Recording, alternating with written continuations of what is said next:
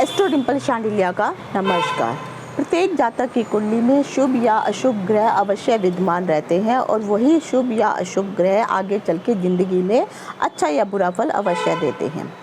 सब लोगों की कुंडली में अशुभ ग्रह अवश्य होते हैं और किसी न किसी रूप में वह उनको प्रताड़ित भी करते हैं। जब आप किसी पंडित या ज्योतिषी के पास जाते हैं तो आपको ये बताया जाता है कि आपकी कुंडली में XYZ ग्रह ठीक नहीं है, तो इस ग्रह का आपको उपाय करना होगा। अब प्रश्न आता है कि जब आप उपाय करने के लिए जाते हैं, उपाय संपूर्ण होने के बावजूद भी आपको उसका इफेक्ट मिलना चाहिए, लेकिन वो इफेक्ट आपको मिल नहीं रहा है, तो इसके पीछे का कारण क्या है? जय हो शंकरा, आदिदेव शंकरा, तेरे जाप के बिना चले ये सांस किस तरह। मेरा कर्म तू ही जाने, क्या बुरा है क्या भला, तेरे रास्ते पे मैं तो आंख मूंद के चला। तेरे नाम की जोत ने सारा हर लिया तमस मेरा। नमो नमो शंकरा, भोलेनाथ शंकरा, रुद्रदेव हे महेश्वरा। अगर आप किसी भी ग्रह से संबंधित कोई भी उपाय करना चाहते हैं, जो भी ग्रह आपकी कुंडली में पीड़ित है, तो कुछ शुभ समय और मुहूर्तों का आपको ध्यान रखना चाहिए।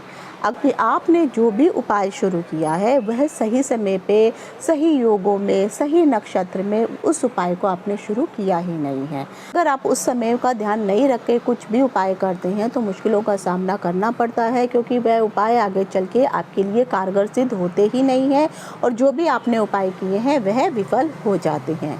इतनी मेहनत के पश्चात भी जब उपाय कारगर नहीं होते हैं तो विश्वास ज्योति से उठना शुरू हो जाता है। तो अगर आप जिस भी ग्रह का उपाय करने वाले हैं, अब प्रश्न आता है कि कौन से ग्रह के लिए कौन सा दिन, कौन सा तिथि, कौन सा नक्षत्र आता है। तो सबसे पहले मान लीजिए, मैं एक एग्जांपल देती हूँ कि आप चंद्रमा से संबंधित कोई उपाय करना चाहते हैं, तो सबसे पहले आएगा कि आपको देखना होगा कि अगर चंद्रमा का उपाय कर रहे हैं तो चंद्रमा के लिए सोमवार का दिन अत्यधिक शुभ है।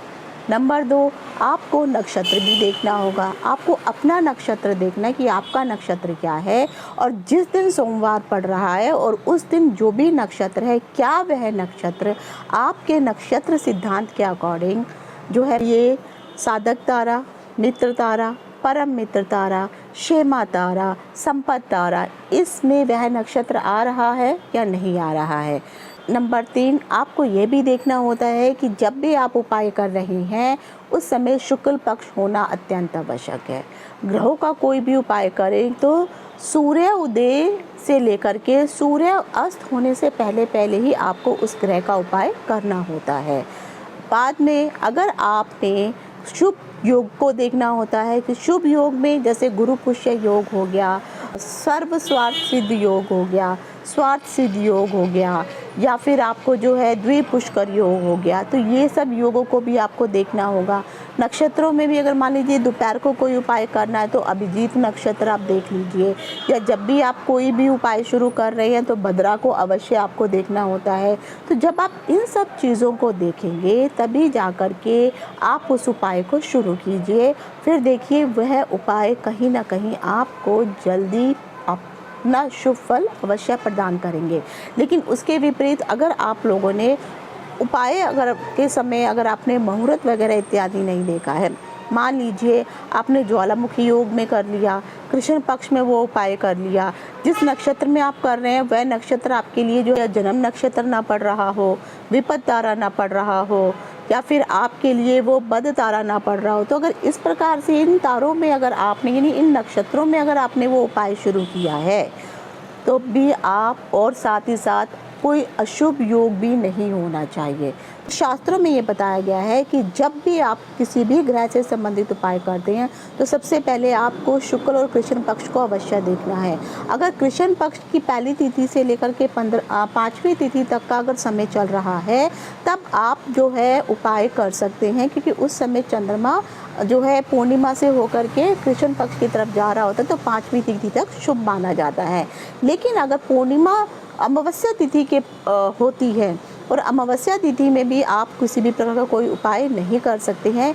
अमावस्या तिथि में जब के पश्चात जो भी शुक्ल पक्ष शुरू हो जाता है, तो शुक्ल पक्ष 1 तारीख से तिथि से लेकर के 5वीं तिथि तक जो है चंद्रमा अशुभ माना जाता है, क्योंकि उस समय वह पीड़ित अवस्था अमावस्या से गुजर करके धीरे धीरे चंद्रमा की तिथियां कलाएं बढ़ने लगती हैं।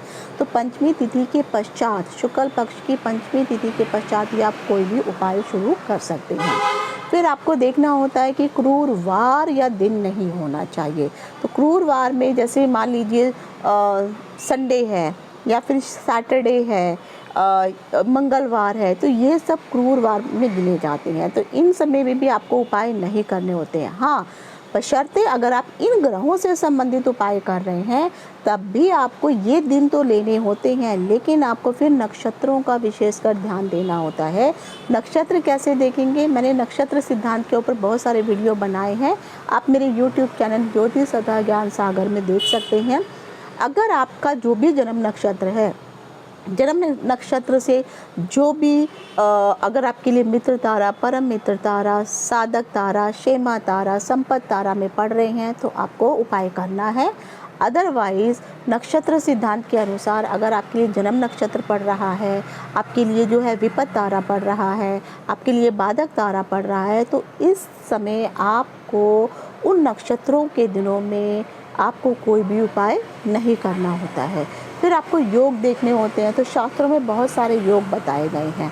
अगर ये क्रूर योग आ रहे हैं उपाय करते समय, सबसे पहले आपको भद्रा का ध्यान देना होता है, राहु काल का आपको ध्यान देना होता है, शुक्ल पक्ष, कृष्ण पक्ष, इनका ध्यान देना होता है। उसके पश्चात शास्त्रों में बताया गया है कि अगर जो है मान लीजिए अशुभ योगों में ज्वालामुखी योग अगर पड़ रहा है, राहु काल है, यम घटक योग है, दिशाशूल है, पंचक है, रिक्ता तिथि है, क्षय तिथि है, अमावस्या तिथि है, क्रूर या अशुभ बार अगर पड़ रहे हैं, इवन भद्रा या अशुभ मुहूर्त भी पड़ रहा है, तब भी आपको इन समयों पर कोई भी ग्रह का उपाय नहीं करना चाहिए। लेकिन अब प्रश्न आता है कि आखिर आपको उपाय जब करने हैं तो कब करने हैं, तो उसकी जानकारी मैंने पिछले वीडियो में दी है। लेकिन योग अगर आप देखना चाहते हैं तो जो शुभ योग होते हैं शास्त्रों के अनुसार बताया गया है कि एक तो शुक्ल पक्ष होना चाहिए, तिथियों का महत्व बहुत अधिक है। अभिजीत मुहूर्त देखिए, गुरु पुष्य योग देखिए, रवि पुष्य योग, अमृत योग, सर्व स्वार्थ सिद्धि योग, सिद्धि योग, रवि योग, शुक्ल योग, पूर्ण तिथि, शुभ वार, शुभ नक्षत्र, त्रिपुष्कर योग, द्विपुष्कर योग और पुष्कर योग, यह सभी जो हैं बहुत ही शुभ योग बताए जाते हैं। तो अगर जिस भी ग्रह से संबंधित आप उपाय कर रहे हैं और ये योग अगर बीच में आ जा रहे हैं, शुभ नक्षत्र भी आ रहे हैं, शुभ दिन भी पड़ रहे हैं, शुभ तिथियां भी पड़ रही हैं, शुभ योग भी पड़ रहा है, तब भी आप उनको उपाय कर सकते हैं। कई बार ऐसा होता है कि उपाय करने की जल्दी होती है क्योंकि पीड़ा अधिक होती है। तो इसके लिए आपको क्या करना होता है, जिस भी ग्रह से संबंधित आपको उपाय बताया गया है उस ग्रह का अगर कोई शुभ दिन या तिथि वार नहीं निकल पा रहा है तो कुछ परिहार होते हैं हर चीज़ के उपाय करने से पहले। तो आपको उन ग्रहों के अनुसार, उन दिनों नक्षत्रों के अनुसार आपको उन परिहारों को करने के पश्चात ही तो उन ग्रहों से संबंधित जो भी आप उपाय करेंगे तो आपके लिए वह कारगर अवश्य सिद्ध होंगे। तो अगर आप ये सब चीज़ें को ध्यान में रख कर के अगर कोई भी उपाय शुरू करते हैं तो यकीन मानिए उसका शुभ फल कहीं ना कहीं आपको उपाय करने के पश्चात देखने को अवश्य मिलता है। ऐसी अन्य जानकारियाँ देखने के लिए आप मेरा YouTube चैनल ज्योतिष अथाह ज्ञान सागर को अवश्य सब्सक्राइब कीजिए। इति शुभम, नमस्कार।